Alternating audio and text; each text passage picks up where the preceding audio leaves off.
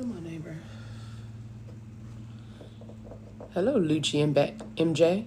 Sunshine F girl, Florida girl. Hi, Lyric. That's what it is. Sunshine Florida girl. I'm guessing. That's all I can guess. I forgot to charge my lights, so we'll be kind of in this lighting, which isn't too bad. How are y'all doing today? I know y'all are excited. It's the weekend. Some of y'all are probably excited. Some of y'all are probably like, I just want to rest. I feel you on the excitement and the I want to rest part. I feel all of that. How's everybody doing today? TikTok's been acting funny all this week, especially when it comes to my lives. It's been acting real funny. Hi, BK. AJ Jarvis. Kikiava. It's me. I changed my name a bit. Okay. I asked about the eye drops this week. Okay. Yeah. Oh, I still have to send you a meal plan. I have one. I just have forgotten to send it. Trying to figure some stuff out. But yeah, so how are your eyes been really dry? How lubricated have you been? How hydrated have you been? You know, hydration is important. You know, I talk about that all the time. Because your eyes are dry. Your eyes are really dry. No worries. I figured you got busy. Yeah. No. I shouldn't get too busy. But yeah, I'm going to send it to you because I have one and I was just working on one. And as I was working on it, I was like, oh, I need to send one to Sunshine. You drink 60 ounces a day. What are your other minerals looking like? Hey, 3 little bluebirds. 60 ounces is good. Make sure you're having some minerals in that. Make sure you're getting enough potassium, magnesium, chloride, all those things, because all those things are going to be important. They were very dry. You might be very dry. Again, like I said, your minerals may not be getting them to the right places. Again, as well as you can eat your water. And I don't know, I know you may not be eating enough, especially when it comes to pollen. When it comes to this season where the pollen is coming in strong and all these seasons are changing and the pollen is dropping off, different things like that, what may happen is those are going to irritate and can dry your eye out more, and you have to stay even more hydrated. When the season changes come, you have to make sure that you're on your hydration tip. And that means, like I say, the hydration is the balance between water and electrolytes. So that can be things like coconut water. That can be things like trace mineral drops that I always suggest. Those things are important because this will dry you out. As the seasons change, it's going to dry you out. I was just getting like sinus congestion. And I was like, hold up. I had to go neti pot and go do the little neti nose thing so I can make sure to stay hydrated in areas that usually are lubricated already. Make sure they're extra lubricated. Especially in your nasal passages, all those upper areas, it can get dry easily. Still feeling so tired with the thyroid issue. You're always exhausted. What are your vitamins and minerals looking like? And was it hypothyroidism? Was it hypo? 3 little bluebirds? Because with hypo, you might need to do a little bit more of I don't know what they've given you, but looking into something like an iodine. If you have a sea moss, be careful with it, how much you're going to take. Make sure you're taking a teaspoon, the measuring spoon that you actually use, or do things like those little nori sheets. They have a good amount of iodine in it. But bladderwhack is something to also think about. I wonder what your other vitamins and minerals are looking like. How much magnesium do you have? Zinc is playing a role. Maybe selenium is playing a role. Those things you need to look at, especially that you're hypo. What are you consistent in, and what are your levels in those other things? Especially, what is your vitamin D level looking like? Have you looked at any of those? Hi, Michael. How are you doing? Thank you. TikTok's been acting real funny this week. I don't know if it's like suppressing me or what, but whatever. Or it's just maybe just not a lot of people are on TikTok these days, but I don't know. How are you doing, Michael? How are you feeling? What's going on with you? Everything's good?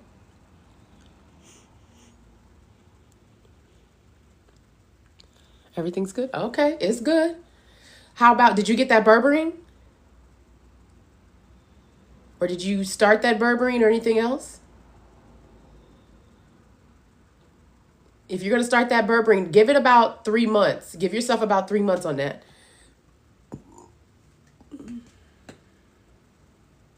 Haven't started it yet. Okay. Okay.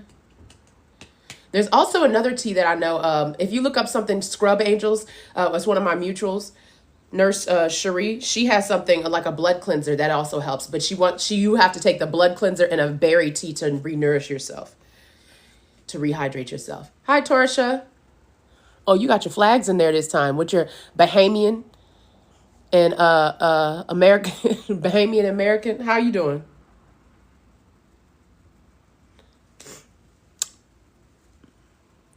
Changed your profile picture and everything. How you been? I'm pretty good. Doing pretty good. Doing another regimen. So what's a good kidney detox? So most of the time the detoxes that are going to be for the kidney are going to be also for the liver. So I would look for things that have nettle in them, things that have yellow dock, things that have burdock root, even dandelion. Those are all things that are going to be good, because once you detox your liver, you're cleansing your kidney afterwards, and it gets the second effect, because the liver, it starts out first in the liver, and then it's also going to come down into the stool as well. So things that affect your kidney are probably mean your liver has been affected, and your gut. So I would look at something like that, something that's light. Celery juice is a light thing to start with. That's a small little detox you can do on a daily. That's also great for blood pressure. Something else to think about that would be a good detox, dandelion. It's the season for dandelion. Dandelion is a cleanser. And you'll see a lot of fresh dandelion leaves out there, especially, in the store that I go to, they're now fresh dandelion leaves. You could eat that as a salad. You could juice it, but I would steep it as a tea, dry it out and steep it as a tea if you could. But if you can't, you can take it fresh. More so dried or fresh as a tea, and steep it under there, because those are going to be things that are going to help to kind of cleanse and take so much of the pressure and so much of the work off of your kidney and off of your liver. And what's going to help with that, it's also going to do a thing where it might raise your numbers a little bit. It might raise your numbers because it's putting a little pressure in there. So those are things that you need to worry about. Does chamomile tea good for that? Chamomile tea is going to be good for mood. Chamomile tea is great for your mood. So a lot of times people, especially women, cortisol, it's great for cortisol. It's great for calming. It's great for something like that. Chamomile can sometimes it's in the ragweed family. So it sometimes can give you a little itch, but chamomile is going to be more up in that space. It does a little bit of kind of cleansing, because cleansing is really, thanks, woman of God. Cleansing is really just allowing your body to do the natural cleaning. Like your liver does that. Your liver does the natural detox and cleaning of it. And what a lot of these teas and herbs do, they kind of help it along and move some things out. Oh, thank you. Thank you. It's actually orange, but it's showing up red on here. It's like an orangish, whatever, but it's showing up red. So jasmine tea is kind of like a green tea. Now that is going to be a little bit more of detoxy in there. Well, it's kind of like, but it's not. So if you're wanting a tea, there's a dandelion tea you can find. You can go look for a dandelion tea. So the doctor told you have Pseudomonas at high levels. So that means Pseudomonas, when I see Pseudomonas as infection. So he's saying, why is he saying you just have Pseudomonas at high levels? And he's not doing anything about it, like a Pseudomonas infection. Because where is it at? Is it in your lungs? Is it in your, where is it at? Where is this? Because it's a group of bacteria. You can find it in the water, in the soils, things like that. Thank you guys for the compliments. Let me see. Yeah, but when I look at it on camera, it does show up as red, but what really is orange, and my light is dead, and I didn't charge my light. So hold on, wait. The doctor told you have Pseudomonas. Did he give you anything for the Pseudomonas? Because as a hypothyroid patient, you're just going to have to be a lot more diligent. When you're immunocompromised, if they're having any type of infection, you're going to have to be a little bit more aggressive, because you don't want it to spread or want it to get worse in your gut. Okay, so that makes sense. And that'll probably, is he doing anything to heal your gut? Because SIBO is probably what you have. And things like, when I say gut assist, those things will be helpful. The licorice, the L-glutamine, and the aloe, those things will be helpful in conjunction with a few other things if he's already given you an antibiotic. If he hasn't, Oregano oil may help, but oregano oil I don't think does exactly, oil of oregano capsules, I don't think it does exactly Pseudomonas. But I know it has antibacterial effect. I got to look deeper. I can't remember if it's Pseudomonas is one of those. Thank you. Thank you, Busola. Let me see. So that's something I would do. If that's in your gut, I would also work on healing your gut afterwards, your gut wall and your gut lining, because something you've gotten an infection from, it could be from the way they're doing our food, and the way they're doing our food is crap. And we should know that, because a lot of these recalls have already been going on for a long time. It's just that Chevron deference has actually affected the FDA, and the FDA wants to do a get back because they're not getting paid like they used to under the table. Anyway, you didn't hear that from me. You just heard that on the streets. I don't know anything about that. So lemon balm is also for calming. Lemon balm can also be great for when you have hypothyroidism. That could be something to think about when you have hypothyroidism. A ton of supplements for the gut. What are the ton of supplements he gave for the gut? Because a B vitamin might be good. Those things might be good, but you just need to redo your gut. But lemon balm is going to be more calming, more relaxing. It's going to be in that family of lavender. It's not in the exact family when it comes to that, but it's going to do the same things like lavender, chamomile, things like that. It's known to calm and soothe. Yeah. So when we're talking about calming and soothing, your nervous system is what's going to play a huge part. So like lavender, that's great for calming, for nervous system, for mood, things like that. Chamomile is also good for that. Like I said, cortisol. Cortisol raises it helps to release and bring that cortisol down, especially if you're in the middle of the day, things like that. I love lemon balm. Yes, it's very much a soother. What about nettle? What do you mean, what about nettle? So nettle is going to be something nettle is going to be, I think you spelled mother's wort and buggleweed. So buggleweed is usually in hyperthyroidism. They'll probably try to suggest that as an herb in hyperthyroidism. But nettle is going to be a good cleansing type of herb. That's going to be something that you need, that's going to help to cleanse that kidney, to cleanse that liver. Nettle is going to be, especially stinging nettle. Stinging nettle is helped to be cleansing, especially around in this time. Because they're the ones, and it's also going to be it's going to be great for in sickness and infection, because it's going to basically be detoxing you and cleansing you out and helping you cleanse out those things. That's why it's also great for cuts, stings. That's why it's stinging nettle. At first it's going to sting. Seed or leaf is better. I would do the leaf. I would actually do the actual nettle, not so much the seed. Do the actual leaf. And it all depends on how are you using it. How are you using it?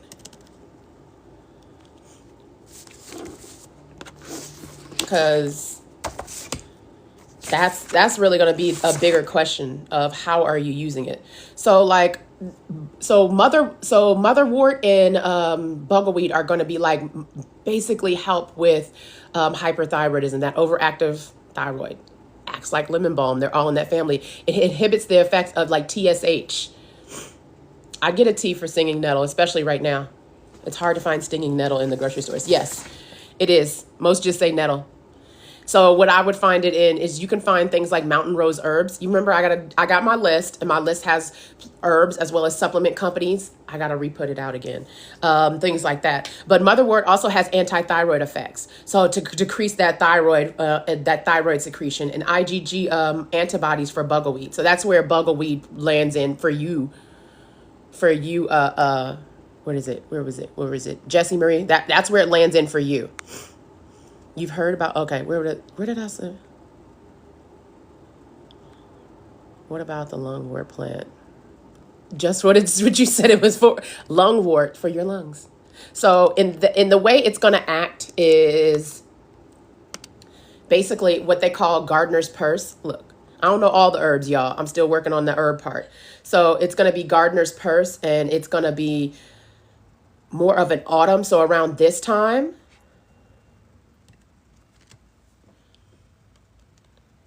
because I can't remember. I want to say one more because I remember Time Wolf, what you have for it. I'm trying to put it for what you have for. Yep. Lung support, pneumonia. That's what I thought. Exactly. Pneumonia was the one I was looking for. So a lot of times, let me see, lung support, different things like that. But you can find nettle in a tea. If you find it in a tea, I would say go to a specific shop that like does straight herbs and herbal teas. I know there's an alkaline herb shop does theirs, but theirs is usually ground up because they're making it in capsules. But they also have a tea. What can you do to regulate? Oh, to regulate your period. You can regulate your period with your diet. One good thing is seed cycling. It's basically when you're going to when you're going to basically cycle seeds, cycling seeds like sesame seeds, pumpkin seeds, flax seeds, and what's the other seeds? Sesame, pumpkin, flax. I always remember sesame, pumpkin, flax seed. I always forget the last one. I don't know why I always forget the last one.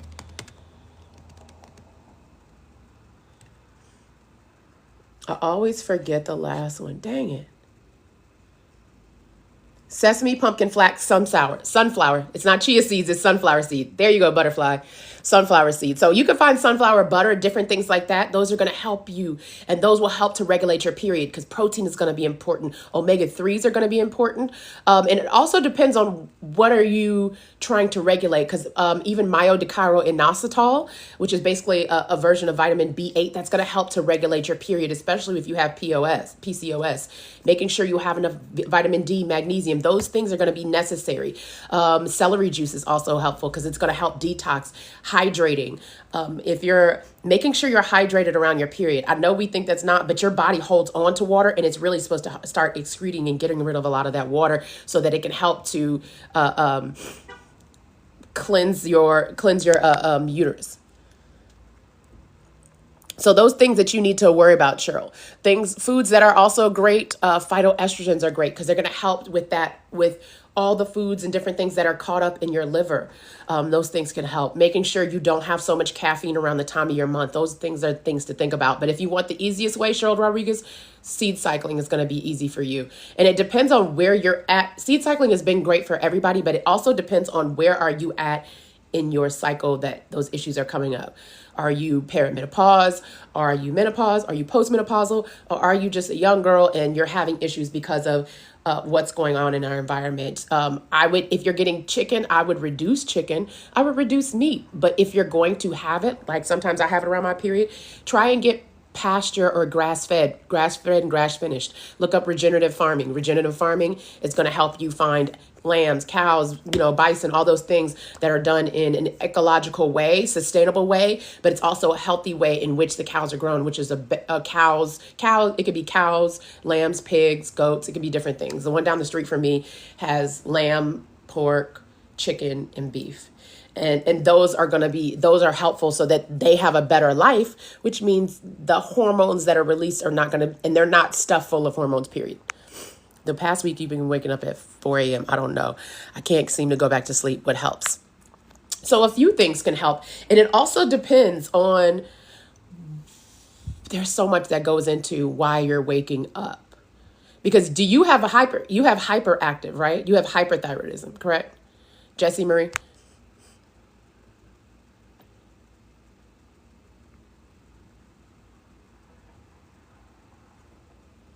And user 7 something, look for what again? Yeah, you said, so you have hyper. You asked me look for what again? What is what called? So you have Graves. The things I was told to take, PlyoGuard. Hold up, I think somebody looked up PlyoGuard. Let me see. Oh, the type of farming. I'm saying look up regenerative farming so you can find it in your area. I live in a different area than y'all, so you may not find regenerative farming will allow you to see places that produce those meat and they'll probably sell it. And you can go follow wherever they're selling it or whatever they're doing. You can do something in that type of way. It's PlyoGuard. But hold on, I was answering somebody else's question. So you have hyperthyroidism.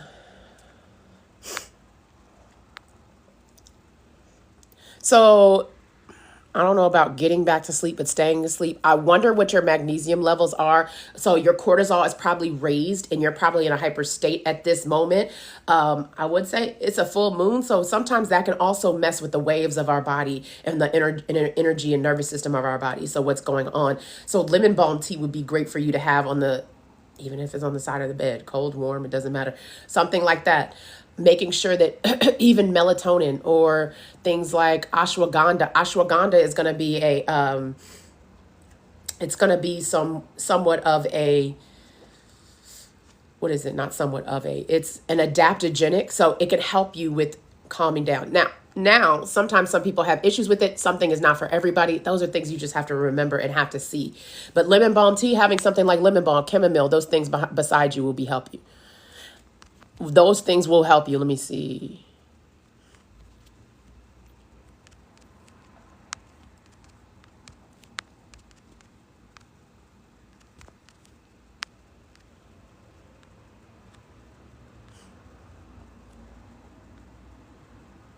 Spanish black tea, gut flora, garlic forte.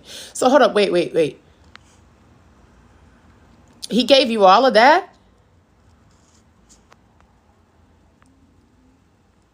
So he's not, okay, so he's not giving you the antibiotics to get out of it. This is what he's giving you. Orthospore, Phytopre, Vivaron. Okay, so he's giving you all of this.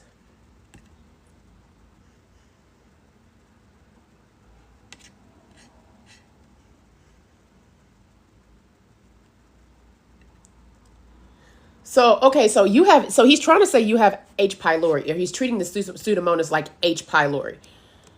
That sounds like what he's trying to treat it as.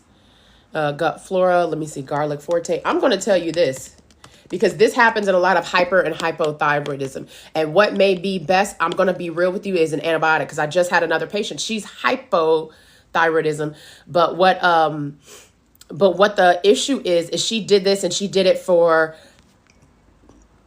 months from a functional medicine doctor. And the thing, it's weird because I'm calm when I get up, just can't stay asleep. Yeah, so vervain and those things like melatonin, they may help you get back to sleep. But maybe there's a reason that you're waking up at 4 and that you need to, if it's not your usual. Do you need to take all of this? So all of this, gut flora is cool because gut flora is going to be, if I'm not mistaken, it's the, I wonder if he's taking the gut flora that I have on my list, or if he's giving you the gut flora that I have on my list. Because basically it just seems like a bunch of probiotics that he's giving you. And so the thing is, you may have to be more diligent and more aggressive. Because again, you have Graves' disease, you have hyperthyroidism, and so things can live longer because your immune system doesn't have everything it needs to fight it off. Because your immune system is trying to work with your disease and different things like that. It's going to help with like Spanish black helps, black radish is going to help with the digestive, the gallbladder function, all of that. But I'm trying to see which one he did. Yeah. So he's trying to support it, but I'm going to be real. You may need you may need an antibiotic. I know you don't want to hear that, but you may need an antibiotic. Tea for anxiety and hypothyroidism. What do you think about oat straw tea? So I've seen oat straw tea be somewhat effective, but I think there's one thing I have to worry about with oat straw tea. Because I think there was something I remember.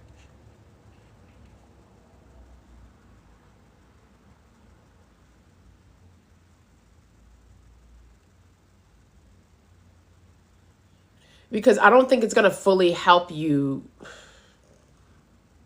And it depends on where you're getting it from. So it's got a good source of vitamin E, but I don't think it's going to fully, it's somewhat nervous system. It's going to help, like it's a nerve tonic. But my thing is, how fully effective do you know it's going to be for you? So it's always taking a chance. And I don't think there's anything wrong with that. So like it's a mild antidepressant. I don't know how bad your anxiety is with hyperthyroidism. I really don't know how bad it is. And to take all that, I think that's a lot for you to take. You had the option to take antibiotics. Is there a holistic book you recommend? So from what standpoint are you looking at? When you say, is there a holistic book I recommend? Because are you looking at, for herbs, are you looking at, because the thing is looking at the whole body. So, I mean, looking at the body from every perspective, a spiritual perspective, a physical perspective, an environmental perspective, management of what do you need and what you don't need. I don't really, in my mind, have a book that I fully recommend because there's going to be multiple different books. Because it's going to be about really understanding what you need from each perspective. Things like, what do you need mentally and what is going to help you mentally get through? Sometimes talk therapy works great for people. Sometimes talk therapy isn't enough and people need to do things like, hey, Shanika, and people need to do things like somatic therapy or different types of therapy or light therapy. Do you know how to deal with your triggers? Do you know how to deal with, because that on a holistic level is not, it's not just going to be one thing, because I don't think of holistic as just food. Holistic is your mental, emotional, spiritual, all of that, the physical, the knowing what to do in the environment. I don't know. Somebody told me I should write a book about this, but I don't know about that because it'd be so much. And I think I would miss so much. So that's the thing is I don't have one exact book. I don't have one exact book, but okay, let me look at this. So somebody asked about how do you lower your bad cholesterol? So a lot of times your cholesterol is going to be, it's usually a ratio, but the thing to lower the LDL, it all depends on what are you eating. What are you eating? Are you taking in, are you not eating enough omega-3s, nuts with good nuts that's going to be healthy fats? A lot of us are imbalanced from those omega-3s, and that's where we have cholesterol issues. So making sure hemp seeds, chia seeds, those are going to be great. Things like, I also want you to eat more fiber. Fiber is going to be important. It's the biggest thing for cholesterol that people miss. Fiber, intermittent fasting is also a good well to help with cholesterol. But fiber is going to be your friend. That's going to be fibrous fruits and vegetables. There's also a feel-good system that I have linked in my bio that'll help you. It might be a little expensive, but it'll help you cholesterol, it'll help with blood pressure. And those things will help with the good and bad cholesterol to bring the good cholesterol up and the bad cholesterol down. So fiber is going to be your friend, and a lot of people don't get. Something I suggest to a lot of people is prebiotic fiber. Doctor formulated prebiotic fiber. It's going to have apple peel, orange peel, acai fruit, boab fruit, and I think something else. But make sure it has inulin in, Olipop, something like that. That'll be good instead of drinking soda. You are going to have to change what you are eating. Fiber is going to be your friend, and there are fibrous fruits and vegetables that are necessary to have in your diet.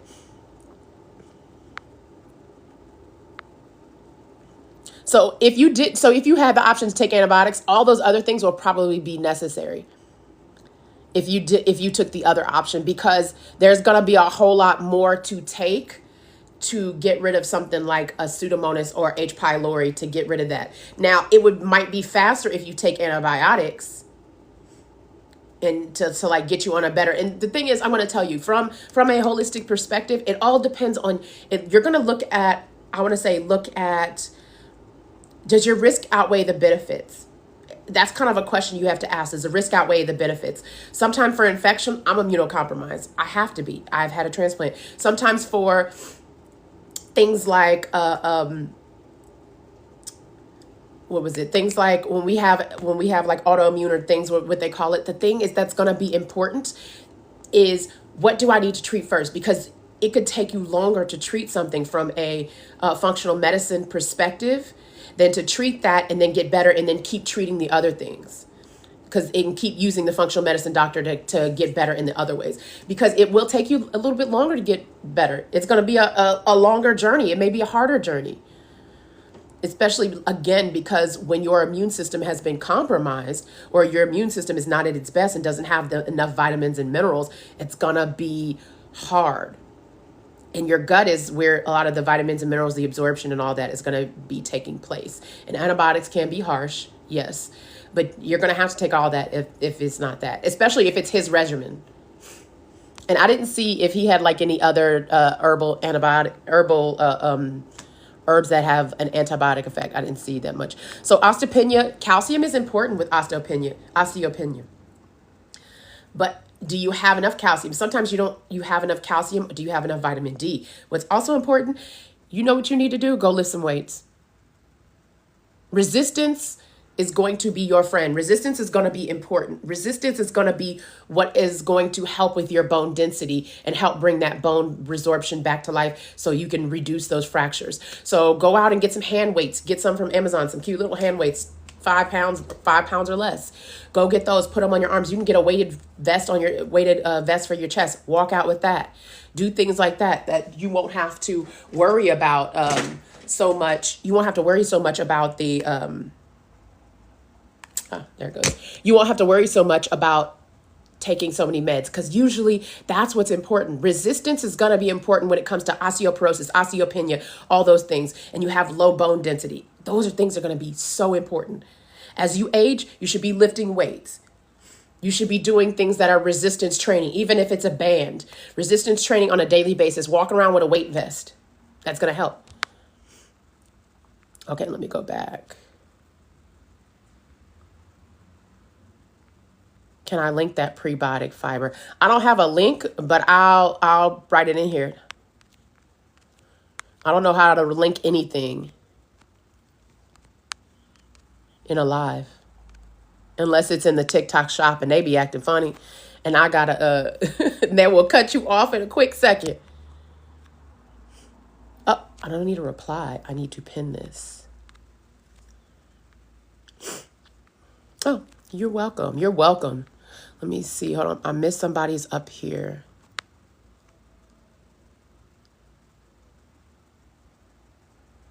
Magnesium glycinate. You could probably take it 30 minutes to an hour before. Let me see. So when we're looking at herbs for high and low blood pressure, what I want to look at is also your diet. So a lot of people are going to say hawthorn berry, but what I look at are things like people are missing holy basil, parsley, thyme. Those have rosminic acid, and those all play like ACE inhibitors and calcium channel blockers. Celery juice. Celery juice has been shown, if you're drinking celery juice on a daily, to actually decrease blood pressure and help with that. A lot of times with low blood pressure, it can be low volume. It can also be a sign of a few other things going on because of low blood pressure. Low blood volume, something is not being produced. It can be something like that. It could also be an orthostatic type of thing. When you stand up, when your hydration may be off. That's for high blood pressure and low blood pressure. A lot of times our blood pressure that's low ends up going high because our body is trying to correct something. So in low blood pressure, a lot of times, what is the hydration looking like? And hydration, again, is not just water. It's the balance between water and minerals. And the minerals that are specific to hydration that we think about are going to be magnesium. Those are the charged ones. Magnesium, potassium, sodium, chloride. Those all need to do to help propagate muscles in your heart, to help your blood flow, to help the muscles pump that blood. A lot of people are missing that. A lot of people are low on minerals. They're low on magnesium. They're low on so many other things, and they don't really know it. And nobody's really talking to them from that perspective. They're saying, here, this is this drug. So it's going to have to be in how do we adjust what's going on within you?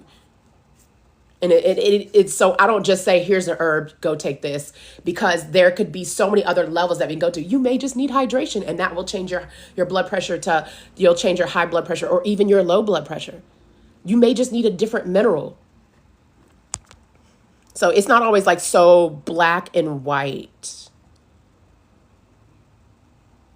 Let me see. Here it goes again. Let me see.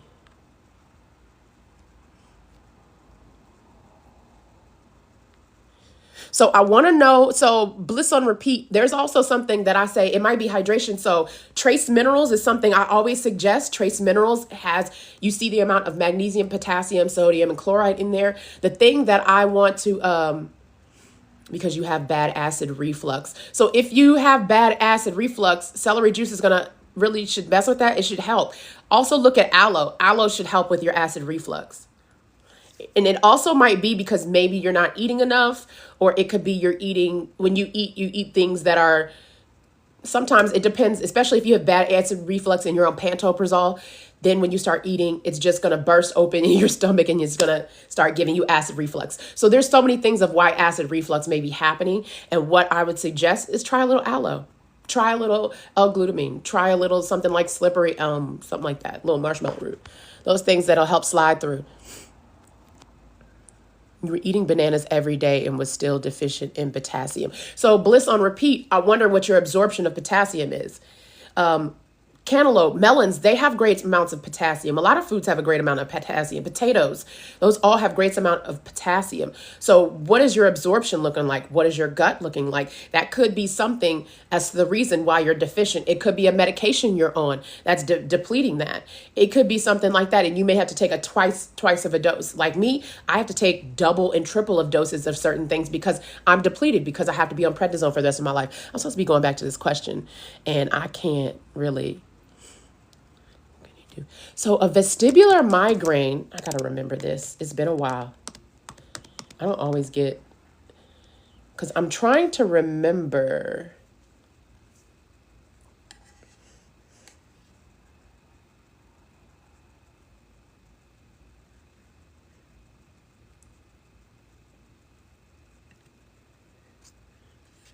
Of course, it isn't fully understood.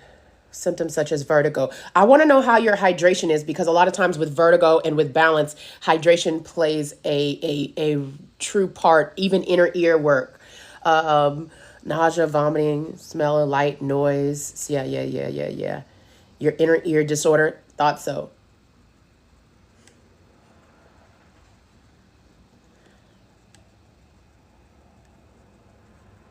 So it also depends on what are you eating to trigger those things too. What are you eating that may trigger that? So you're going to have to watch your triggers with that, but you're also going to have to watch how hydrated you are, because that can also trigger it because you're lower on minerals and vitamins. Yes. Oh, your hydration is great. When you speak about hydration, are you just talking about water? Tomatoes can.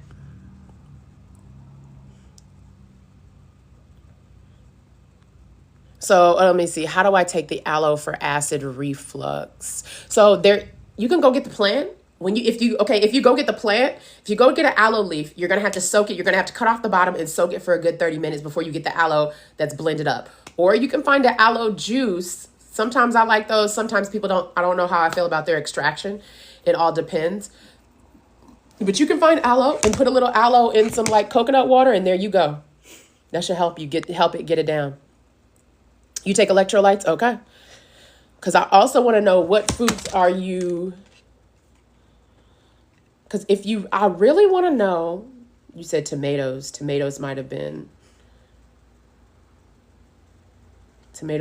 a whole thing. Also, when we're looking neurologically, I would also look into things like lion's mane, because we're looking neurologically when it comes to like migraines. Look at things like lion's mane. I don't know if you can have that or not. I know it does a lot with mood, but it does also a lot with neurogenesis, which is creating new neurons. And so that may help to give you a little bit more balance when it comes to the vestibular migraine. It may help with that migraine and the actual propagation and the way it reacts. Check that acid reflux and make sure it isn't something else. It could be too low. So that's the thing, is acid reflux is not because you have such high acid. Acid reflux usually comes in and usually it happens after this, like when you basically may not be eating enough, and then all of a sudden you eat in a burst. Your acid is like, yes, we got food. Let's go. And so it thinks it's getting more nutrition than it is, and it's not.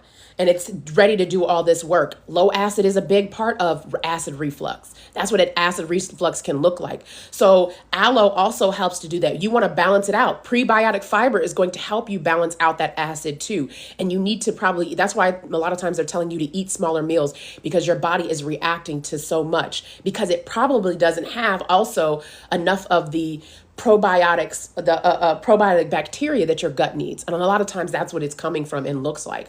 But a low acid, most of the time acid reflux looks like, or gastritis can look like low acid. And you know what they're about to give you? They're about to give you pantoprazole or any other PPI or a proton pump inhibitor or not histamine, but hydrogen blocker, H2 blocker. And when they do that, it's blocking your acid from coming in. So when you release it, it flows all your acid back in, and your acid doesn't know how to react. It doesn't know how to act. It's like when you let people in a party and it's too many people in the party and you didn't have the doors closed and they start busting in. It's like that. Okay. You're welcome, Cha-Cha. You're not eating much. Yeah, so that weather seems to be a factor. Aloe juice, yeah. Let me see. So you're not eating much. I don't know, what was it? You're not eating much? Yeah, weather seems to be a factor. So I don't know where you are. Is it getting colder? What about frequent Charlie horses? I've heard bananas. So frequent Charlie horses probably means that you are low on some type of mineral that's necessary for hydration. That could be magnesium, potassium. It can even be some too much, so like basically magnesium and potassium, because those have to do with muscle propagation and cramps. Sodium does, because sodium potassium channels. So the sodium potassium ratio may be off. So bananas can help. Coconut water can help. Eating things like cucumber. That's why they put cucumber in water. Different things like that. Making sure you're hydrated enough, not just water. The balance between water and electrolytes. Trace minerals, like I always suggest. Those are important. You can throw some chia seeds in some water and that'll hydrate you, because chia seeds holds 10 times the amount of water, and that'll hydrate you quicker. So when you say weather, hold on, let me see. When you say 3 months ago, yes, it is overcast the past 2 days since I've had it. Because they're not showing. So I wonder with the overcast, I wonder how the pollen is looking too, because there's more pollen. More pollen going on. What helps with menstrual cramps and heavy bleeding? Your diet. I'm just going to be real about that. Your diet. What was you saying? Kiwi to Emma Simpson. What did I say? Oh, kiwi fiber. I said fiber. You said kiwi. Something like that. Okay. I had to see what it was going to. I was told omeprazole is not good, especially when you have osteopenia.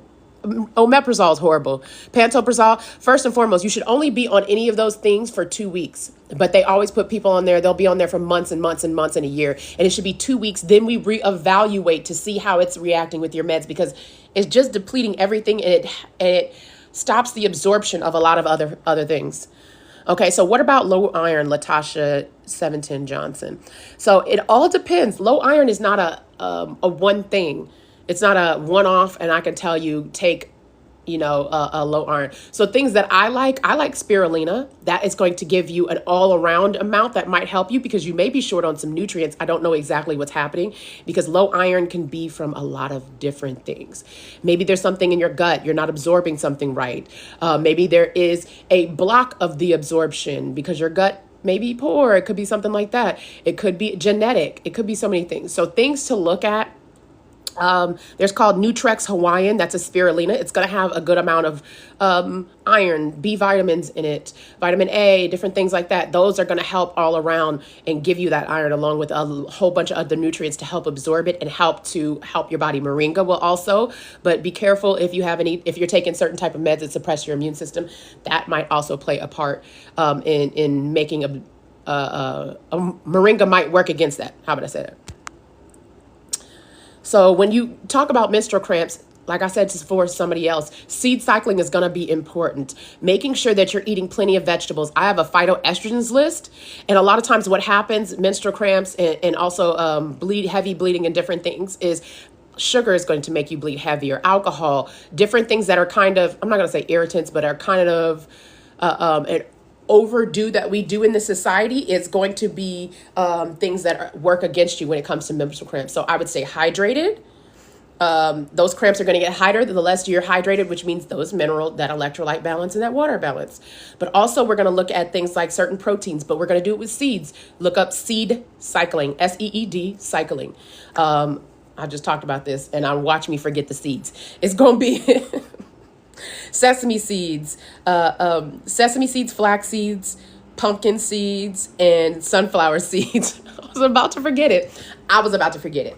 But those are going to seed cycling, especially during certain times, because you need certain things from those seeds that give protein, that also give vitamins and minerals, that also give amino acids at the time that you need them during your period and off your period. They're going to help give you enough nutrients, omega-3s. That's also going to be important when it comes to menstrual cramps and heavy bleeding.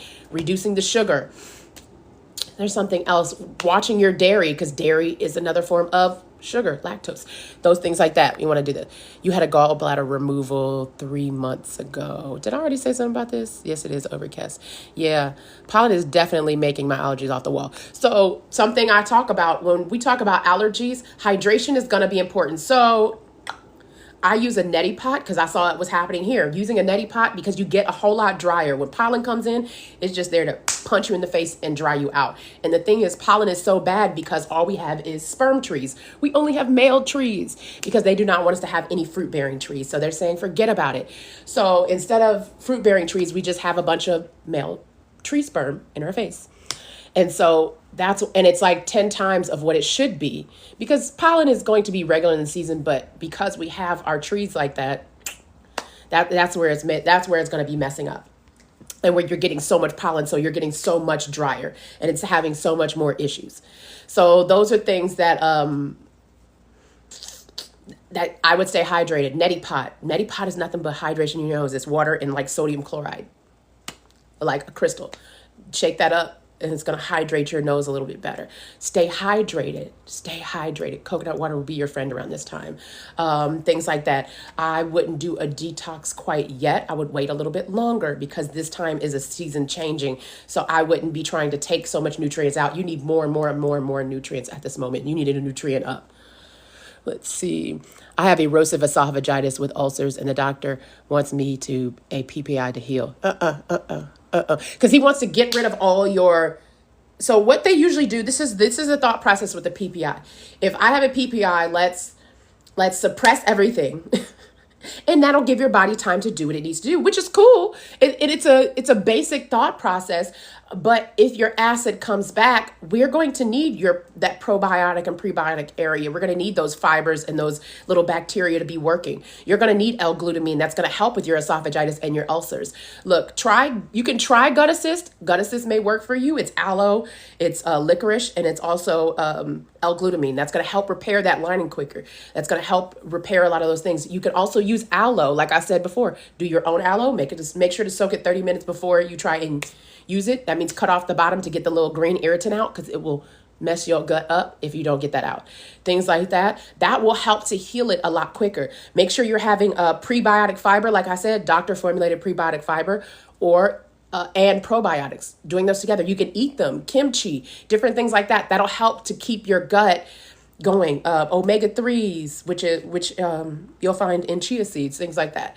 Put it in water. Those things will help you through that time. That'll help you heal, because you need nutrients to help you heal. Because if he's just taking that away, he's just like, your body will do this, but your body's not absorbing anything well because it's already been destroyed with that esophagitis and ulcers. You got ulcers because they've been destroyed in that way and they've broken down that way.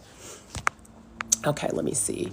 Can I take licorice with high blood pressure? No, my bad. So don't get that one, because I think I said it before, but don't get that one. You can also get L-glutamine by itself. L-glutamine can come by itself, and you can get that if you want to. Take that capsule. But the prebiotic fiber, and that'll be fine for you. You can also find, like I said, make your own aloe. Let me see. Creator list, peace. Peace to you too. Let me see. What did I say? What was it? I don't know what it was. I'm a little bit. Oh, I said seed cycling, hydration, protein. Yeah. I love that you know that about trees. So you love that I know that it's just male. Look, when I find information, I take it in, and that, because I need stuff to explain why is that happening. I'm that kind of like analytical person. Why is this happening? Where are we going in this? How is this benefiting us? How is it harming us? How do I navigate it? That's kind of the way I come and talk about it. I guess I'm not your regular pharmacist. I talk about it because I want y'all to understand what you're up against. I don't want y'all to just be like, here, this is what you need and this will be perfect for you. No, this is what you're navigating, and this is how you navigate through it. These will be helpful. This may not be helpful. There may be other things that you might need to check out or see. it's not going to be a black or white thing. I've had to learn a long time ago. There's no black or white. This is not going to fix everything. That's not how it's going to do. Nah. It's not. There's always another option. There's always another way. There's a different combination that works different for everybody else. And there's so many things that are not against, that are against us, that are working against us, that we have so many variables, because that's life. You're going to have all these variables that you have no control over, but you're going to have to navigate. So let's navigate it. Let me see. Hey, Queen. I can never say your Adahoa. I don't know if I said that right. You're welcome, cha-cha-cha. So what do I think about, what happens with more clear skin? Diet, I'm sure, but there's anything that just keeps it hydrated. So are you talking about your skin hydration? So the things that are important are collagen. You can get that in bone broth. A lot of us are losing our collagen, I think, at the age of 25. Bone broth will help you out with that. You can get a chicken bone broth, or you can get the collagen. Try to get the 5 types that'll help with your joints as well, or the 2 types if you don't have any joint issues. But collagen has been known to hydrate from the inside. Those things are going to be important if you're looking for hydration like that for your skin and different things like that. Vitamin A is also important in skin health. Vitamin E is important in skin health when it comes to oils and different things like that. What do I think about yoni steaming? I like yoni steaming. People want to debunk it, but I think it's still going to be effective because you can still get nutrients even in a steam. Even in a vapor, you can still get nutrients in through a vapor. You can still get that nutrient through a vapor. So as to where it'll go directly in the area where you're not maybe taking orally. Now, how much you will get, I cannot guarantee that, but you will get some nutrient in a vapor. How do you think it gets there in a vapor? It can do that. Once it's blended in the right place and broken down, it can get there in a vapor. That's what boiling and certain things is about. That's sometimes how you even get precipitate. It can still get there in that vapor. Sorry for the typo. What typo did you have, girl? I missed it. I don't even know. Oh, girl, that wasn't a typo to me. I think I got what you're saying. Preferably acne and blemishes. So acne and blemishes can be a lot of different things. It can be hormones as one. It can also be, a lot of times, your gut. Not so much what you're eating, but how it's getting absorbed or not getting absorbed. Maybe you have bacteria in you that you do not know. A lot of times. Hey, Marisol, that you do not know. So things like that, those are going to be important. What are you intaking? A lot of times when people are going to get, when I talk about vitamin A is retin-A. Retin-A micro, that's vitamin A to the 10th degree. There's another one from France that's not as harsh. To the 10th degree, that's what a lot of people are doing. Maybe they're short on that nutrient. Maybe they're short in how much vitamin A they're eating. I mean, in America, we're depleted on a lot of stuff. So those things are important to have. Important to understand. And it all, like I said, it could be a toxin that's within you that's coming out on your face. It could be something you're deficient in. It could be so many things. And there's so many different types of acne that is happening. A lot of times you'll see people that might have crater face. Are they smoking? Well, that depletes your vitamin A and it depletes your vitamin D. Those play a role in your skin. And those will also play a role in your skin, the epithelial in your lungs, as well as vitamin E. So there's layers to this. When I take real vitamin E, I get huge blood pressure and panic.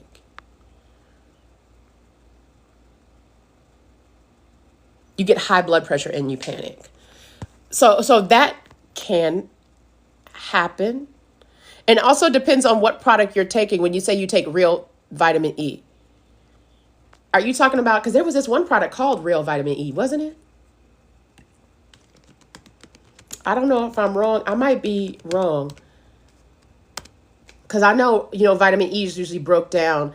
Tocopherols, that's what we have it broken down.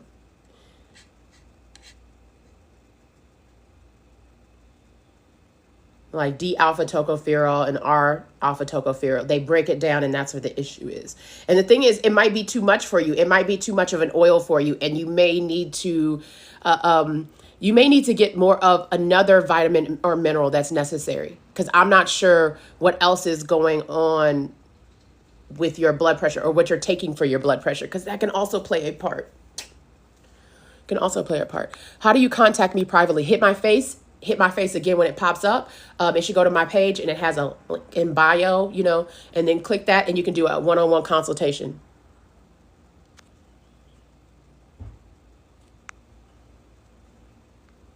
Hi, Yvette. How you doing?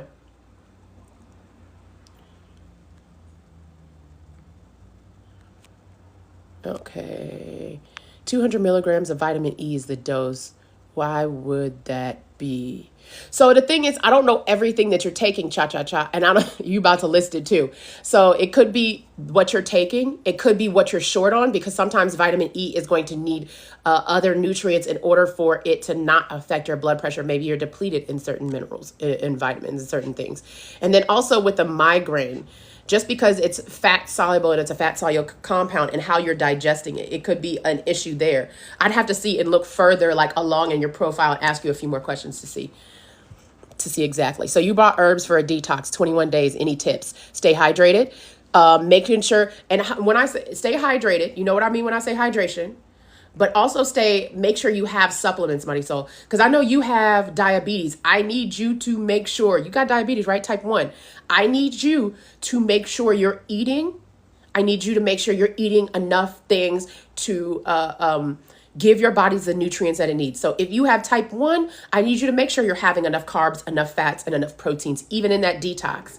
I don't know if that detox is telling you to not eat. You're going to need those in nutrients, whether that's an omega-3, whether that's an a complete amino acid, or you can take a chia seeds as your amino acid or whatever, milled chia seeds if you want to do it that way. I need you to make sure that you are, before you even take that your vitamins and minerals are up, all those are up before you're trying to take everything out, because I don't want you to deplete yourself and you end up in the hospital.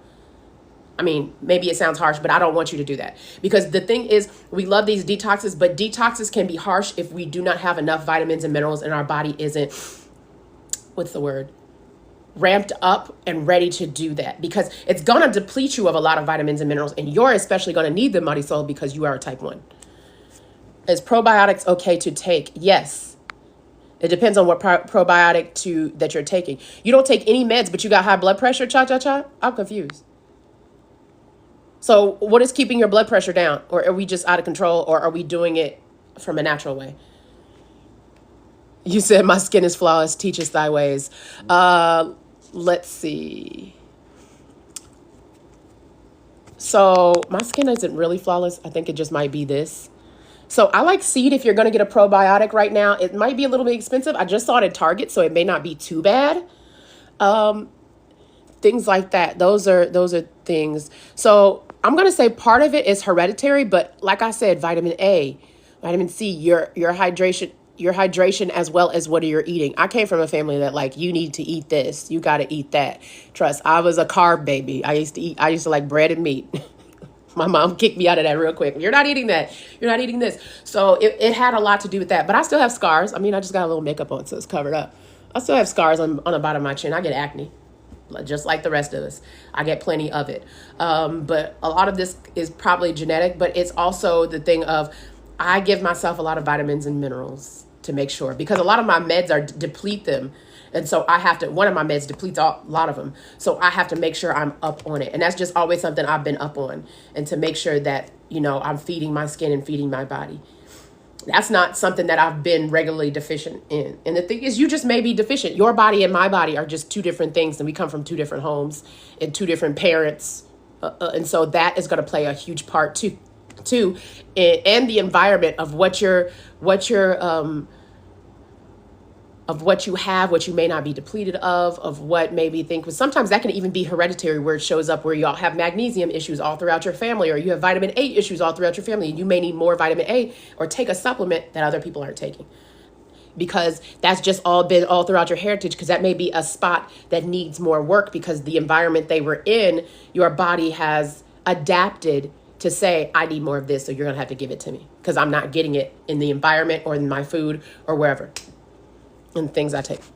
So it goes up and down.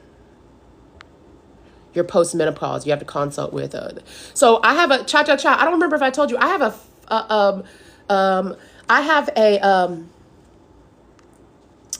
a I have a phytoestrogens list. That's going to be helpful with your blood pressure as well. So we can control your blood pressure with food. We can control your blood pressure with food. See, sorry, I was commenting and trying to pin that for what's her name. So we can control your blood pressure with food. Phytoestrogens list. Click my name again. It's free. If you want to donate, you can donate there. You ain't got to.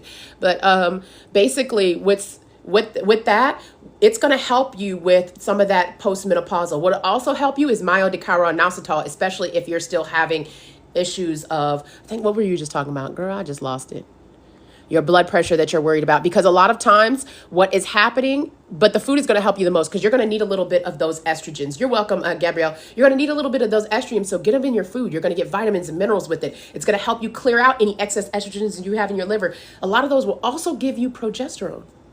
And those are necessary to help keep you balanced. Let me think. What did I do back here? What helps the GI tract and avoids constipation? Okay, so fiber is going to be helpful. And constipation could all be, again, what is your hydration level looking like? You need water, but you need also minerals, vitamins to help. Because water is what brings it in to help with that constipation. What are you depleted on? A lot of times your GI tract, again, like L-glutamine is necessary. Maybe your gut wall is not working. Something I also suggest is ion gut support. It's a little bit more expensive. It could be like $40-some for a little bottle, but it's basically like humic soil that has like enough folate in it, and that with a lot of minerals are going to help to build back your gut wall. You're going to have to look at what minerals are you not having enough of. Remember, this is all for educational purposes only. I want you to do your research after this. I want you to go talk to your professional, because I don't see y'all. I don't know, unless you want to do a one-on-one with me. We can do that. The instructions that they sent me, it just says to eat fruits, vegetable salad, no meat, no carbs. So you can get carbs from vegetables, and you can get fruits. I would also suggest, maybe a little a little chia seed and some water. That might be helpful for you to make sure that you get enough. It's going to be, you can get them milled, you can do them like ground up or do it regular, but that might help you. But I just have to say, be careful. I don't know who's giving you this 21 day, who gave it to you. It might be good that has all from a doctor that has all the things that you need to help detox and rebuild your gut. But just make sure you're eating enough of those fruit and veggies. Enough. You got to eat enough. And if you have to throw a chia seed in there, do what you got to do. Or a hemp seed in there, do what you got to do. Because that's not meat or carbs. So hemp seeds and chia seeds are going to give you the good amount of protein that your body probably needs, and give you some omegas and give you some antioxidants and different things that'll help you and help boost your body in this detox. Because you are type 1. So I'm like I said, I'm worried about you, but you made this decision. So I'm going to tell you, ramp it up. And if you have to throw some chia seeds in there. You could put them in water. Like I said, they're also a part of hydration. They can hydrate you, but they'll also give you the minerals and stuff you need. Because you're going to need as many antioxidants, as many omega-3s. Nuts is going to be your friend if you can eat nuts. I don't know. Can you recommend a good multivitamin? Are liquid vitamins better than tablets or capsules? Yes, liquid vitamins are going to do a lot better in the absorption, because it's going to be a little bit more bioavailable, and it's going to break down and it's going to absorb starting at the mouth all the way down. So one I like, I'm about to tag you and I'm going to pin it to you. Juka's Organic. Okay, so she kind of made it a hair vitamin, but I'm going to tell you the way our society is depleted. It's almost kind of like what Mary Ruth's did. So, but to me, it's better. Like, you know how Mary Ruth's hair vitamin, it's going to help everything else because she's got amino acids in it. She's got the amino acid profile. She's got minerals in it that are going to be helpful for hydration. She's got your whole vitamin profile in there. A lot of that, you can also use that for kids too. Juka's Organic is for kids as well as an adult. And it's going to have a great vitamin profile in it. I think you might have magnesium in it. You have choline, you have zinc, you have copper. You have a vast amount that she put in it. You can find it on Amazon. It's in a glass bottle. A lot of hers is boab fruit. It's from Africa. It's from different things. So don't sleep on her. I like her. It's been consistent. Hey, Asia. Girl, I saw you here early for a second. How you doing? Let me see. So those things I would... So those are things that I like for vitamins. Now, Mary Ruth's is just as good. Her hair vitamins, she's got a good a good line. What I would also think about with Mary Roots, make sure you keep your eyes open for who that manufacturer is, for who owns Mary Roots, because Mary Roots is becoming real big. And a lot of times when things become so big, it can become, I'm going to buy you out because they want the money. And they usually change formulas. Yeah, so Mary Goods is a good liquid vitamin. Let me see. You have sluggish intestines. So again, you probably have sluggish intestines. It's going to be, you probably need fiber. You probably need hydration. What's in your diet? Prebiotic fiber, doctor formulated prebiotic fiber is probably going to be your friend. But want to try to avoid getting it or UTI again. Okay, hold up. Give me a second, Gabby. But those things that are, your intestines is probably sluggish. What are you eating? What are you not eating? Fiber is going to be important to move those things through your gut. A lot of times we're not moving those things through our gut. And so that could be a huge part. Could be a huge part. Hydration is going to be important to move that in the pelvic floor. Not just water, but those minerals are also play a part. To move water, because water doesn't move by itself. Water needs to be moved with sodium, needs to be moved with other electrolytes to move it into, that's how it moves. That's why when you see swelling where salt goes, water goes. They go together. They go together real bad. Okay, so my first time getting BV, but want to try to avoid getting it or UTI again. So what is your flora looking like? Sometimes bacterial vaginosis can become, it could be, what are you washing yourself with? Something's messing with your pH. Are you eating dairy? That could be messing with it. It could be sugar. That could be messing with it. It could be a pH change because something is going on within your blood. Could also be a pH change because of something you're eating. So those things are the things that you want to take into account so that you prevent it from getting it. Let me see. You said, yeah, you're trying to... Can you explain the difference with the magnesium supplements? Oh, girl, that's going to be a long talk. You're welcome. You're welcome. Worship the word 21. So I've been good during the day, tired during the night. These seasonal body changes is weird. Yeah, it can be. You're trying to hydrate yourself. Because I'm wondering, what time of night? Is it after dinner you get tired? Because I'm wondering if you have enough nutrition support. That's the thing. I wonder if you have enough nutrition support. That might be why you're tired at the end of the night. So let me go back over because I know most of them. So there's magnesium citrate. Magnesium citrate is going to be for use the restroom. That's what they're going to give you in that bottle, in that glass bottle. Thank you, Gabrielle. That's what they're going to give you in that glass bottle to get you to poo. And the thing is kind of the way they absorb. So magnesium taurine is going to be more so for the heart, magnesium that they focus on the heart. There's also magnesium glycinate, what we talk about is just for better absorption, but that's going to play a good role in mood. It's also going to play a good role in weight loss. It's also going to play a good role in your waist circumference, just period. But again, like it's a better absorption. It's great for sleep. There's another one I'm missing because I told you there's like 6.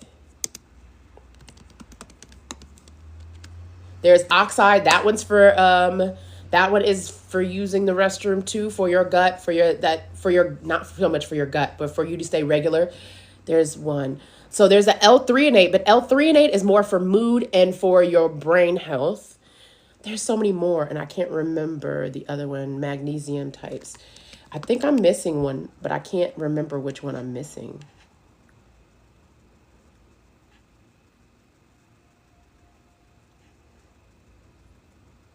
I don't know. I think I'm not missing one. Oh, chloride. Chloride is just going to be the way it's going to help. It can absorb with chloride better. So it's going to be used in all those other places. It's just the way it absorbs and where it absorbs best. That's kind of how it goes. What herbs do you use for weight loss? I don't really suggest herbs for weight loss. I'm going to suggest vitamins and minerals for weight loss because weight loss is going to be a job for your body. And it's not like it's first priority. It's first priority usually when your body is fight or flight, any type of thing like that. It's to make sure that your body is at a homeostasis and getting out of balance. So if you have high blood pressure, if you have all these things, it is trying to do that work to make sure that it's balanced. So taking care of your fat is the last thing it needs to do. And with fat, there are a lot of times toxins stored in your fat. So when it comes to weight loss, do you have the vitamins and minerals to lose weight that are decreasing inflammation? That includes things like bromelain. Bromelain is found in pineapples. That also includes things like magnesium. Magnesium helps with waist circumference. That can also include things like vitamin D and vitamin C. Those also play a part in your weight loss. And it's all about what nutrients are you taking in. Protein is going to help in that because it's going to help build more muscle, which is going to help break down that fat and get rid of it. Like those are all things that are important. I don't really say specific herbs because herbs might help you lose weight depending on what it is because it's helping to detox you. Intermittent fasting will also help you lose weight, detox you without herbs as well. If you're doing fasting, because it gives your body the time to get rid of that and do that work at night, just like Bragg sold out. Bragg's totally sold out. They totally sold out. What's her name has that? Thank you, Zena Williams. What's her name has that now? Katy Perry. Come on, I don't want Katy Perry's Braggs. Who want that? 90% of intestinal discomfort is diet. Boom. A lot of it, most of it. Most of the issues that we have in our gut is diet. So it can be the processed foods, but it's also environmental things that we do not know. So yeah, about 90%. So environmental things that we don't know, the things that they're spraying, the preservatives in our foods, those things are all playing a role. Our environment, the toxins, the plastics, the xenoestrogens, the endocrine disruptors, they're all messing with our gut. And a lot of people aren't paying attention to that. It's not messing just with women. It's messing with men too. I think there's a trend going around on TikTok. They're like, why don't I see men with Adam's apples anymore? Well, because men are probably not coming up with a lot of testosterone at this moment. There's so many endocrine disruptors. There's so many plastics and the fragrances that you spray and the phthalates and different things that you wash your clothes with, the plastics that you have your food in. Those are all playing a part in how well you are getting and it's affecting your I can't even get it together. It's affecting your hormone levels. The chicken, all of those things are playing a role. That's why you don't see Adam's apples like you used to do. That plays a huge role in testosterone.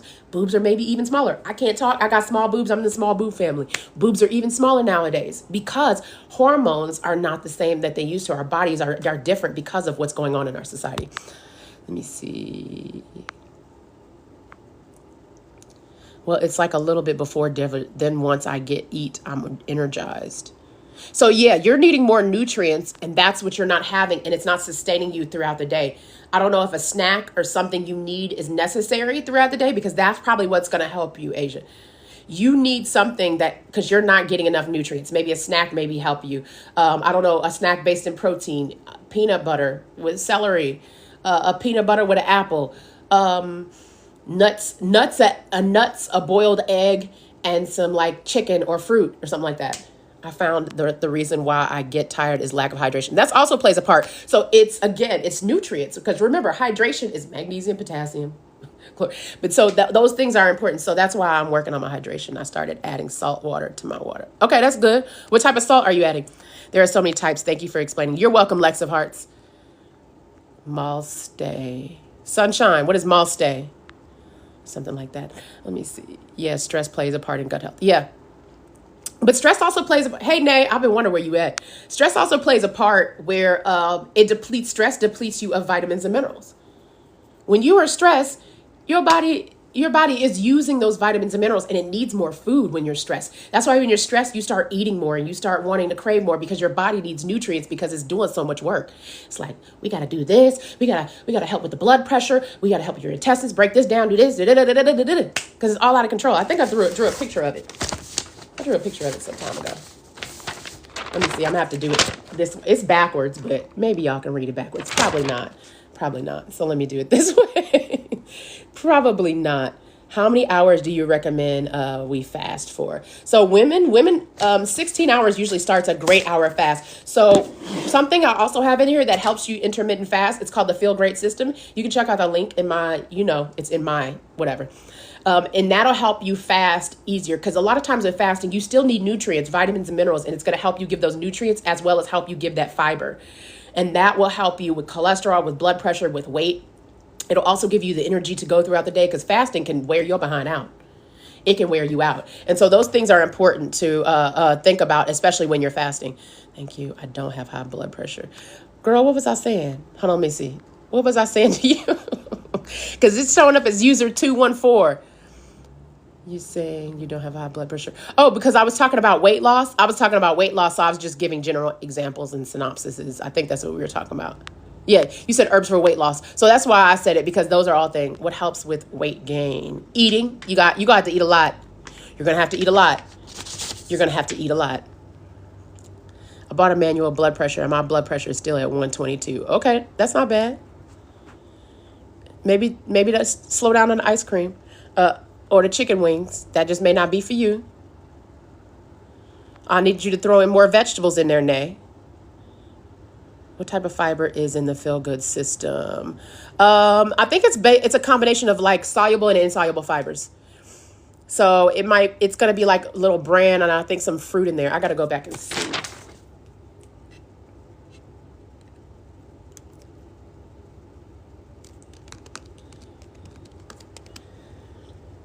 Because, let me see. Let me remember.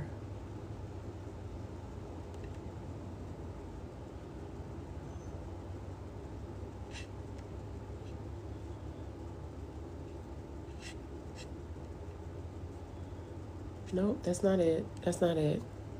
Oh, let me see.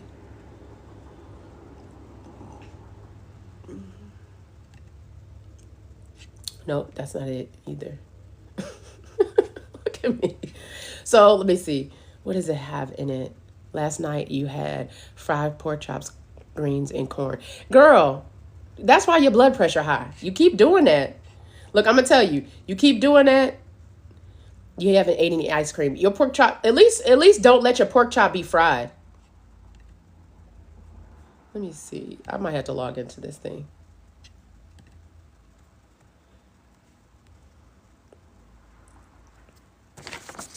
What could be good for congestion? Sometimes a little steam or a steam room with a little eucalyptus, that helps. That helps, definitely. That's something little. A neti pot, getting a little neti pot, put that in your nose. If you don't want to take anything, that can help. But if you want to, get that pseudoephedrine, girl. I mean, you're not gonna die, but it'll dry you out. So stay hydrated, hardcore hydration. I'm trying to see. Okay, let me see. That's the product description. So it's got like bioactive. It's a matrix made of like polysaccharides, micronutrients, and plant compounds. But it's soluble. It's a combination of soluble and insoluble fiber. So, yeah, plant polysaccharides. And it's got vitamins A, C, B complex. Those things are going to be able to help. Let me see. Girl, you trying to tell me. I'm sorry. I meant that the other magnesium was magnesium malate. There you go. I forgot because I was like, I know I'm missing one. I think I'm missing one more besides malate, and I forgot what malate does because I don't see it that much. Yeah, Celtic salt. That's good. You've been at work. You missed my live Wednesday. It's all good. So I'm adding Himalayan sea salt to my water, and people say Celtic sea salt works better. Yeah. Celtic sea salt is going to have more of its minerals because once again, everybody got to the once people get onto the gist of something, that means it becomes big, then they'll start trying to cut corners because they want to get it out so quickly and they want to get so much out. Let me see. What helps with weight gain? You're going to have to eat. Protein is going to be your friend. Carbs is going to be your friend, but carbs like potatoes. Eat more complex carbs. You're going to might eat like a few more calories than you used to eat and do it slowly. Because I remember I had to gain weight. I'd have to give you like a whole break it down plan. Let me see. I think I said magnesium chloride. It's not quite elevated, but you on a cusp because they're going to consider that high blood pressure, especially depending on what your bottom number is. You sometimes eat oven pork chops. It's a balance. I only eat pork chop like every 2 months. Oh, okay. But what other things are you eating between that? Because you was just eating You was just eating some 10-piece and a thing of fries last week. I know you hit me up. You was like, I'm eating a 10-piece of fries. I was like, dang. You don't eat. When it comes to vegetables, you don't like vegetables. You like carbs. You like carbs. You know it, Nay. People also say get in the gym. That can help, but a 10 piece of that thing and fries, yes. It was a 10-piece wing and fries. And that 10 piece is going to get you every time, especially if it's fried. And most time it's fried. And depending on where you're getting from. Add the veggies to a smoothie. Girl, all she wants is a strawberry banana smoothie. I'm like, throw some spinach in there or something. Drink a celery juice. Throw an apple in there. And that'll get you through. You like vegetables. I eat corn, greens, baked beans, broccoli, and spinach. Baked beans is not a vegetable. But yeah, add some kale. Add some spinach to your smoothie every morning. I want you to every morning eat a handful of spinach or kale. Make your own smoothie and do it. Do it. Do it. Yeah, potatoes is very much helping in gaining weight. Potatoes are going to help stick things on you. Oatmeal, just try not to eat oatmeal every morning, but potatoes is going to be great in doing that, especially if you're eating things like sweet potatoes is also helpful, but red potatoes and Yukon potatoes are the choice that I would make. You stumbled on my live while juicing ginger shots. You are my people. Love the conversation. Well, welcome in. Let me see. Yes, indeed. You'll try that. Thank you, a lovely Athena, because I'll be telling her. She said, well, beans are more of a legume. A lot of beans are. So they're not quite a veggie. They're legumes. I tried a smoothie with greens and it wasn't good. I'm going to try out another protein shake. So just put a handful of spinach in there and then make sure you have your good amount of banana or whatever. Just a handful of spinach. It should be fine. If you need to put a little bit more sweetness in it, which is probably why your blood pressure is also up, you put a little honey. But I need you to eat some fiber. That'll also help you out. Eat a little bit more broccoli. Don't make the broccoli, just make the broccoli steamed. Give me a little bit more fiber though. Why not eat oatmeal every day? Because oatmeal, yes, it's going to help to slow down basically absorption of certain foods to keep you fuller longer. But the oatmeal we have now is so broken down, it's not automatically going to do that. And as well, it can also start turning into a sugar because the way they've taken the effective part out so much and the way they've heavily sprayed it with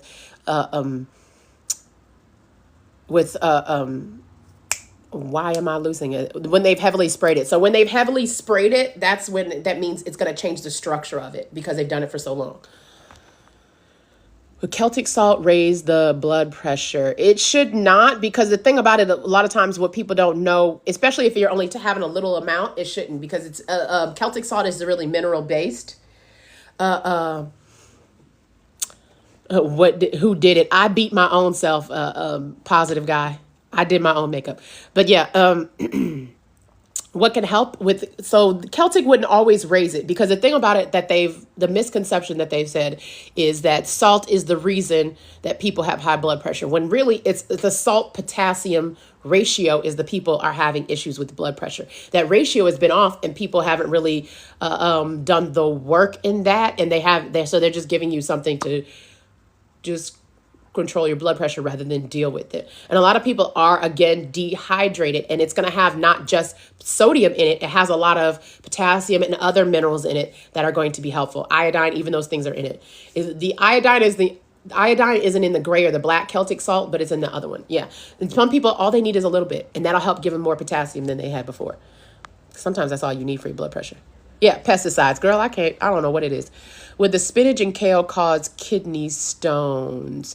Not if you're hydrating enough. It's sometimes a little bit, sometimes when it's not acidic enough, it is when it's not. But if you're worried about it, it shouldn't cause kidney stones. I haven't had any. And I think you may be worrying about it because the sulfur in kale and stuff like that. It shouldn't cause kidney stones if you are having a balanced diet. Sometimes we get out of whack and we're just like, get stuck in one thing. You can't get stuck in one thing. You got to balance it out. You thinking how oats are sprayed with pesticides? Yeah. Yeah, I'm thinking just like that. Yes, it's easiest way for me to get a lot of grains in my diet. That's what I'm saying. Just throw a little bit in your smoothie. Throw a little bit in your smoothie. My blood pressure went through the roof when I didn't have salt. Boom. Sometimes, because a lot of times you need it, and they're trying to play us. Listen, water can't go nowhere without sodium. Water and sodium are in love. Their relationship is tight knit. Nothing can really get between them. Yes, water allows it to go play with sodium. Allows sodium to go play with potassium, go play with chloride. It allows that. They got a little bit of an open relationship, but it's necessary. It's necessary for this whole body to function. They are together. Your body needs this. And they keep playing us to say, oh, don't eat too much salt, a low sodium diet. No, what I need you to do, because that's going to be in conjunction with the meds. No, what I need you to do is really balance out your hydration. Make sure you're getting enough minerals, because a lot of us are demineralized. You eat greens. How often do you eat greens, Nay? I would have had some. You should have had some greens with your pork chops. Is being hydrated mean water and alkaline water? Like alkaline water considered electrolytes? No. I would do spring water over alkaline water, because sometimes the alkaline water is BS, and a lot of people alkaline water is BS, and that can kind of get you into too much alkaline, and you don't want your body to be too alkaline. You want your body to be at homeostasis. You don't want it to be too alkaline. You don't want it to be too acidic. You want it to be right there where it's a great balance for your body to work.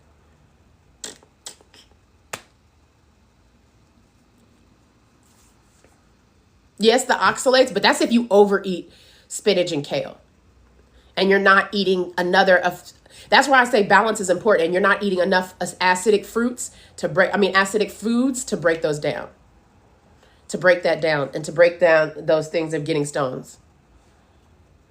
Because trust, I've eaten a lot of spinach and kale, even with this one kidney, and I haven't got it. And it depends on how are you breaking oxalates down. How well does your body, because some people have issues in that area too. And they may not have enough nutrients or enough acid to help break those down. Let me see. Spring water is good. Mineral sea salt, the Baja Gold brand. Is that okay? If I'm not mistaken, I think Baja Gold, let me see.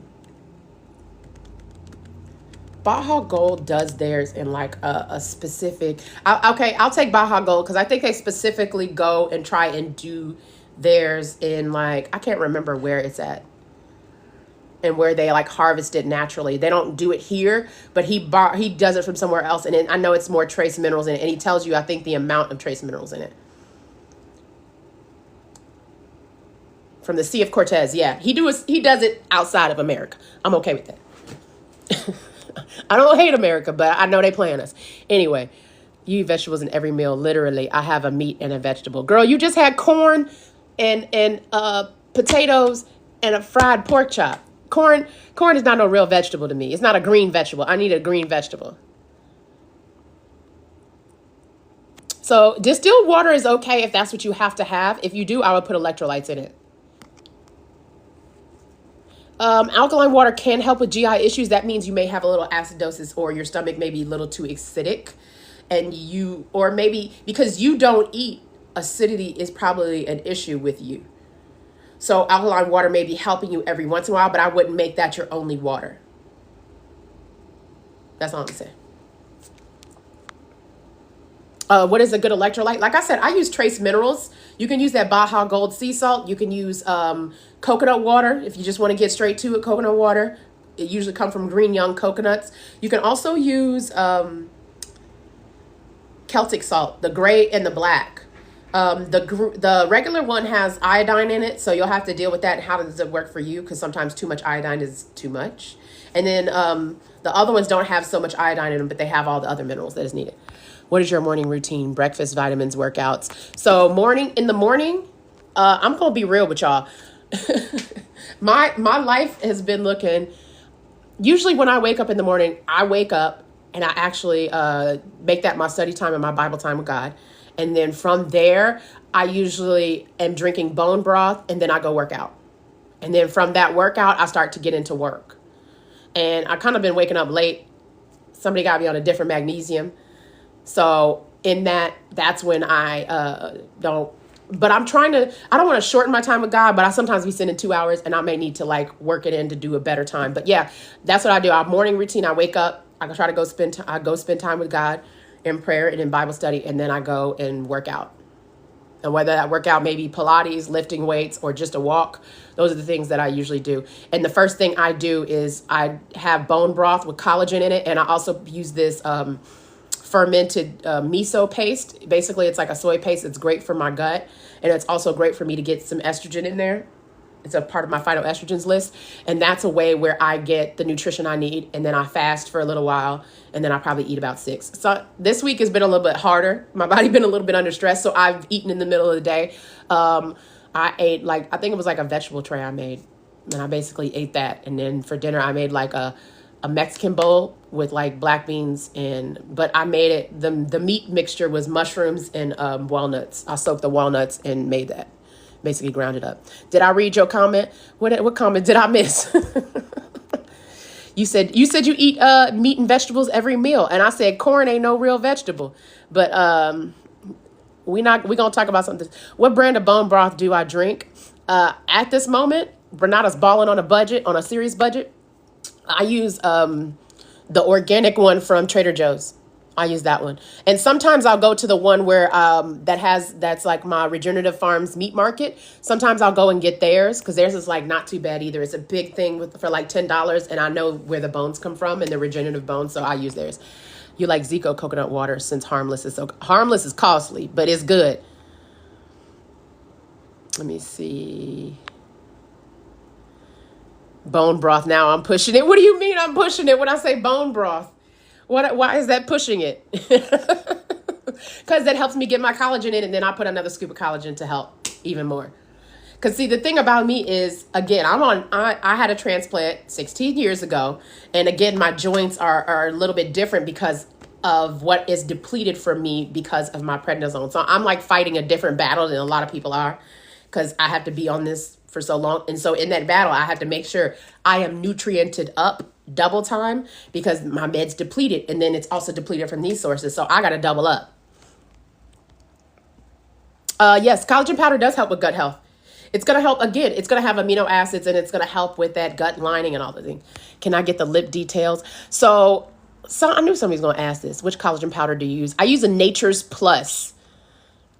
Let me see. Why am I pushing it with bone broth? That's what I want to know. Why am I pushing it with bone broth? Hold on, let me go get my lip stuff since y'all wanted to know. But y'all are going to be mad about this. Where's my other thing?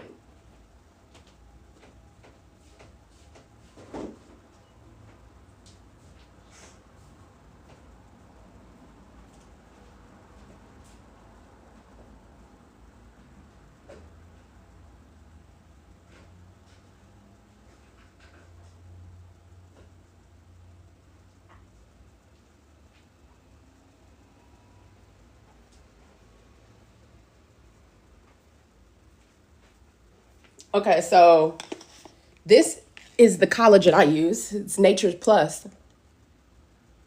You eat broccoli, spinach. I saw that one. But I'm talking about in your meal today, Nay. Your meal today. Oh, okay. In your meal today, you had corn, potatoes, and you're welcome, red berries. Corn, potatoes, and a fried pork chop. First of all, the pork here, you do not want the pork here because the pork here eats trash. Pork here eats trash. So it's really going to give you a lot of toxins and different things and mess with your gut. How do I use the collagen? What do you mean? So like I said, I put it in my bone broth, and I heat up my bone broth like on the low, and then put the collagen in a little bit and stir it up and go on with my day. Okay, so the lip details. Look, all I had was what is this? An e.l.f. pencil. I don't even know what color it is. I don't think it says.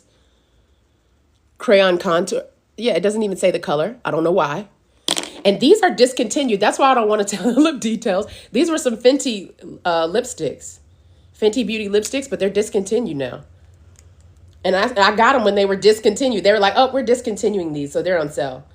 Tiger Teeny and Freckle Fiesta. This is the Mademoiselle brand. I think they just discontinued those, so I just don't.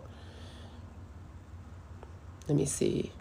But I did eat it. Leftovers for lunch today. See? See, Nay? Look at you. Whose bones is in it? It's beef bones. So what they do, so when you make like collagen, stop. She said, whose bones in it? So basically, it's like kind of like what they do is almost like when you make bone broth. It's like they take their bones, they grind it up, and they use it. And then they kind of grind a little bit of it because they use sustainably caught fish. They use grass-fed beef. And they also use chicken and then like egg membrane. And they just use the membrane and they dry it out. And then once they dry it out, they chop it up. And it's not so much it's the collagen from them. So it's a liquid substance from them that they get through like boiling it down. And then they take it and then they dry it out.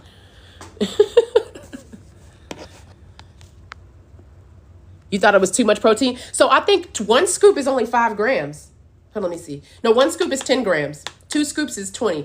I need more protein. So that's what I use as my protein. So that means it gets me about 20 to 30 before my day starts. You've been eating Greek yogurt in the morning with strawberries and granola. How's that been working for you? Nay, a mess. Nay is a mess. Yeah, it's pricey. I use Vital Proteins collagen. Isn't Vital Proteins costly? See, I got a lick on the side. My daddy works at this store that's it's called Herb Mart. So it's a like natural herbal store. So he just be handing me stuff. And I was running out of collagen and just bam, he handed this to me. So I'm not gonna lie. I'm not gonna lie. Because I was using the TikTok shop version. And it was pretty good too. It was pretty good because it had hyaluronic acid in it, vitamin C, all that. So that's why sometimes I be getting good stuff and it's not like that. Yeah. Yeah. But so isn't that expensive too? Let me see. Who's the collagen powder you just said? Vital Proteins. Vital Proteins collagens is pretty good. It's not too bad. You just bought the phytoestrogens and bone broth isn't listed in there. Oh, on the phytoestrogens list, let me put bone broth on there then. Because we'll see, bone broth is the protein. It's not exactly a phytoestrogen. So phytoestrogens are foods that have estrogen actually in them. So bone broth is just hydrating and it has the protein in it. It has the collagen in it.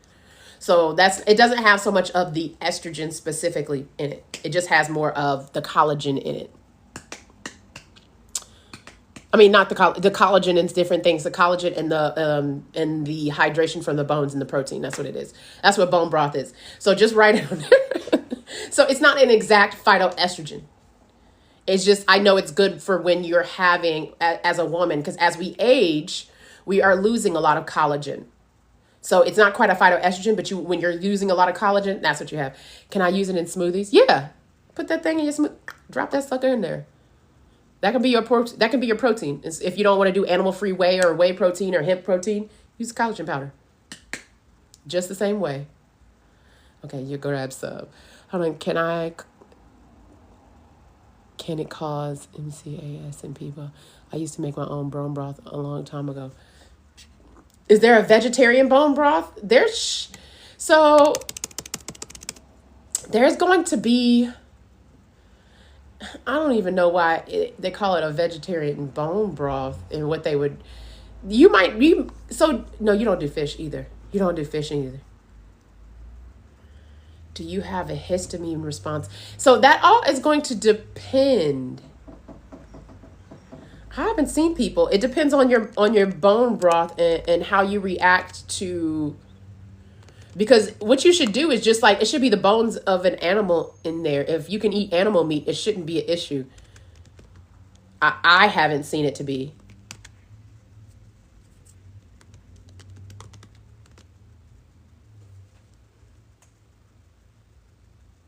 Let me see. Is it high in histamines? I could be wrong. I don't know everything, y'all. Is bone broth making you sick? Okay, even those that don't respond epically to dietary changes, I suggest removing that off their charts. High in histamine, like, okay, so bone broth might be high in histamine. There it goes. Let me see.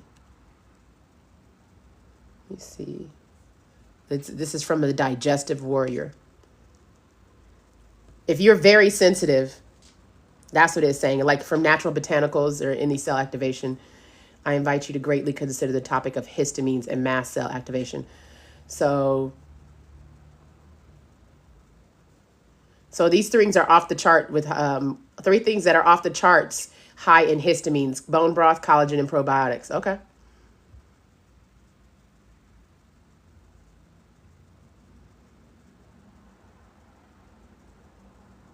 Resting mast cell, activated mast cell. Let me see, is overloaded with infectious microbes. So it could be.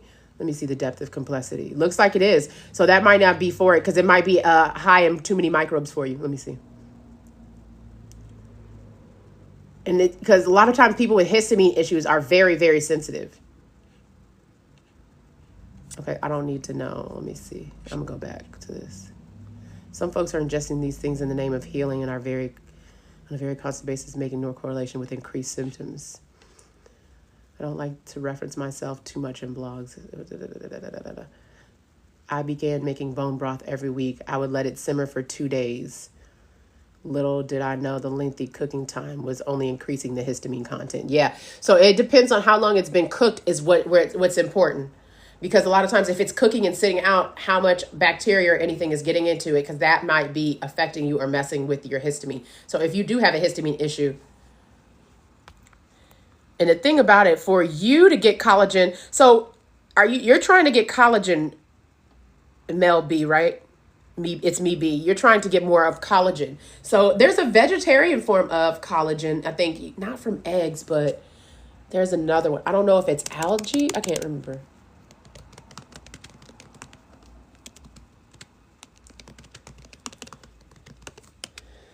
Because there is...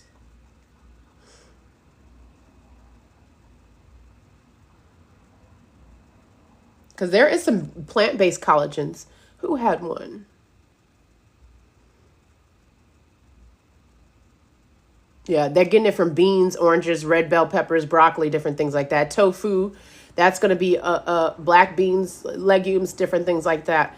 So I got to see.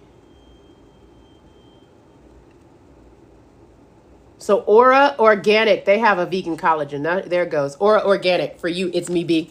They have a vegan collagen that you'll probably like. Solumave for collagen. But I don't think there's going to be find a vegan bone broth because that's just going to be vegetables boiled. And it might be beans. Because when I've seen like a vegan bone broth, there is. Nope, that's grass-fed. Nope. So it's vegan bone broth. That's what I'm saying. So... gut healing vegan bone broth, and I think that's usually with like mushrooms, and a lot of mushrooms is going to be full. You can make your own. Let me see, but I don't know where you can buy it from the store. But you should be able to find one like a vegan bone broth that's like with a bunch of mushrooms in it, because that's going to be the most important part, like mushrooms and kale and different like that. Using a bunch of wholesome plant-based ingredients that'll make you help to make a vegan bone broth. Let me see. Organic vegan. Ooh, y'all's want to be so much. Vegans want to cost so much when it comes to bone broth. Let me see. Fish is supposed to be a good source of iron, right? So that's supposed to be good. I mean, meat is a good source of iron. Fish somewhat depends on which fish. But your highest is going to be things like red meat. That's going to have a higher form. Red meat, beans, different things like that. They have it. You love bone broth, but since menopause, have reactions to certain foods. So in menopause, you've had more. So do you have mast cell reactions or histamine reactions more so because of menopause? Boiled beans. Basically, it's boiled beans and like mushrooms. Boiled mushrooms will probably be effective. If you boil some mushrooms with some carrots and different like veggies and herbs and put herbs in it, you should be fine. I'm wondering why you have a histamine reaction. So let's see. Suggestions for decongestant, neti pot, Allegra, antihistamine doesn't work. So you tried neti pot and Allegra. So you said an antihistamine doesn't work.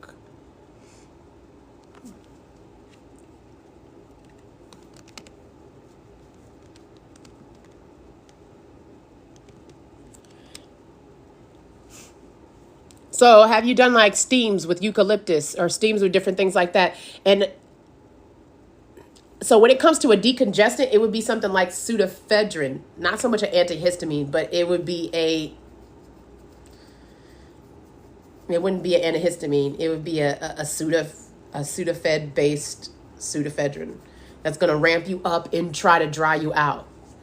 Oh, here you go. But that's a marine fish collagen. I don't know if Solumave is a marine collagen. So I don't know if he can have that one. But that one looks good, Solumave. That doesn't look too bad.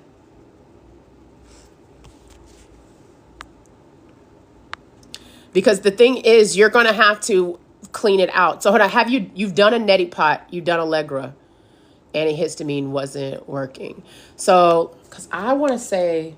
one other herb. Dandelion might also work. It's not just for trying to think of this. Because the thing I would like for things like quercetin is also going to help you. So a quercetin complex. Mullein can also help to decongest, not so much decongest. It won't take the pressure away, but it'll dry it out. Mullein will also help you get that mucus out and bring it up and bring it out, because that's probably what's blocking you.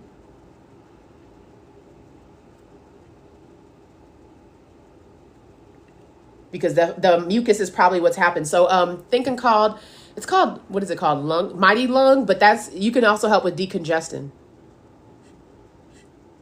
But yeah, I'm a neti pot person when it comes to, or a steam with essential oils, eucalyptus oil, even a little tea tree oil, or if you have like add a tea tree and oregano oil, that'll help you.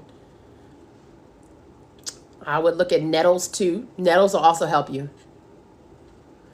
Also, like I said, tea tree, because that'll help with tea tree, rosemary, lavender, things like that. Peppermint. Those are the things that I think of. And doing a steam with that, you only need 1 drop, because when that peppermint hit your eyes, or that tea tree hit your eyes, you're gonna be they might burn. Is tilapia fish good source of iron? No, not really. Tilapia fish has been farmed so heavy that are great in tea or overnight soak. Yeah, nettles are good. But mighty lung, or if you can find something that at least has mullein in it, just mullein by itself, that'll help you. And I would also like ramp up on zinc for maybe a couple of weeks, because that might help you through this. Zinc with a little copper. Sinus headache bad. Insulin resistance is the worst. So that's what you got, Nia? Are you asking a question? So insulin resistance, we're going to have to work on, basically insulin resistance is going to be a lot of diet, but sometimes it can be a lot of things of maybe your body has become too sensitive and it's not going to absorb a lot of insulin. So that's what insulin resistance is. Like your cells are resisting insulin coming in the body because maybe they feel like there's too much insulin coming in the body, or there's something that's shut off. Could be estrogen, could be some type of hormone that there's not enough of to do the job to help insulin get across, because estrogen plays a role in that as well. So it could be something like that. So insulin resistance, like I said, intermittent fasting is going to help. 16-hour fast, 8-hour window of eating. I also have a Feel Great system. It's basically if you take that Feel Great system, it's going to give you the fiber that you need. Fiber is going to be important in insulin resistance. It'll also give you the nutrients that you need to intermittent fast. But yeah, fiber.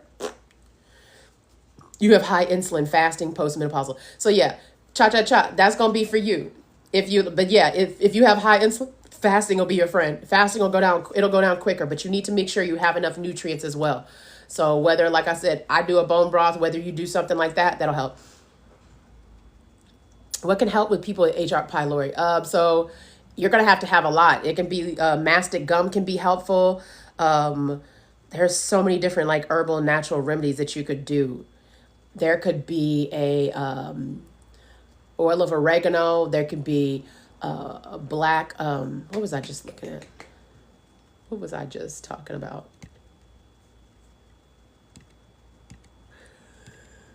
What was I just talking about? Because there's so many things that you would have to do to protect your gut. You need a prebiotic, you need a probiotic. They might give you antibiotics. Not black cohosh, but it's a black radish. A Spanish black radish, that would also help.